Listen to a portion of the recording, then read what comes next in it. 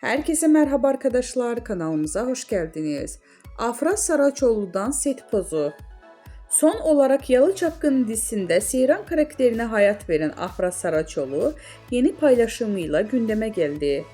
Yalı Çapkını dizisinde 3 sezon boyunca Seyran karakterine hayat veren Afra Saraçoğlu oyunculuk performansıyla yanı sıra sosyal medya paylaşımlarıyla da adından söz ettiriyor. Öte yandan dizinin bitmesinin ardından dinleneceğini söyleyen Afra Saraçoğlu imaj değiştirmişti. Koyu renkli saçlarını sarıya boyatan ünlü oyuncu son halini takipçilerinin beğenisine sundu. Bizden bu kadar arkadaşlar. Videoların devamını gelmesini istiyorsanız da kanalımıza abone olmayı unutmayalım. Hoşça kalın.